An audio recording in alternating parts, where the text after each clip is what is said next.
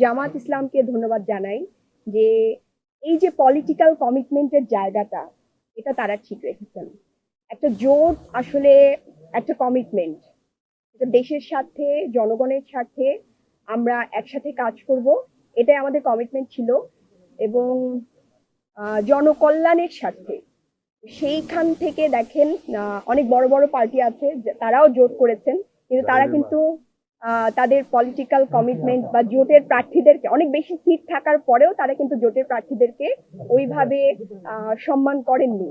তো এই জায়গা থেকে আমি বাংলাদেশ জামায়াত ইসলামকে ধন্যবাদ জানাই যে তারা তাদের পলিটিক্যাল কমিটমেন্টের জায়গা ঠিক রেখেছেন। পাশাপাশি আমরা আজকে এই জায়গায় দাঁড়িয়ে আছি শুধুমাত্র জুলাইয়ের কারণে। তেলের ভোগান্তিতে ক্লান্ত? এখনই কিনুন রাইডো, এক চার্জে চলুন 100 কিলোমিটার পর্যন্ত। এবং এটা জামাত ইসলামী এবং জোটের পক্ষ থেকে সিদ্ধান্ত হয়েছে যে আমরা একজন শহীদ পরিবারের প্রতিনিধিত্ব চাচ্ছিলাম। সেখান থেকে আমাদের সাথে শহীদ পরিবারের একজন প্রতিনিধি আছেন, একজন মা আছেন, শহীদ জাবিরের মা আছেন।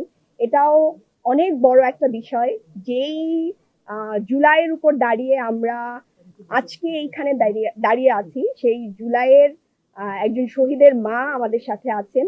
এটা আমাদের জন্য অনেক বড় বিষয়।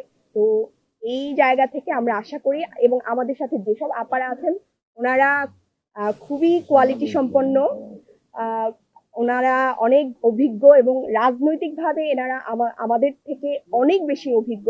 আমি আশা করি এই যে জোটের যে নারীদের পথ চলা, এটা খুবই সুন্দর হবে এবং আমরা নারীদের সামাজিক সুরক্ষা, নিরাপত্তা, স্বাস্থ্য, শিশু স্বাস্থ্য, তারপর এই যে আইন প্রণয়নের ক্ষেত্রে যে ভূমিকা রাখা দরকার, এগুলো আমরা ইনশাল্লাহ একসাথে জনকল্যাণ স্বার্থে আমরা করতে পারবো ইনশাল্লাহ।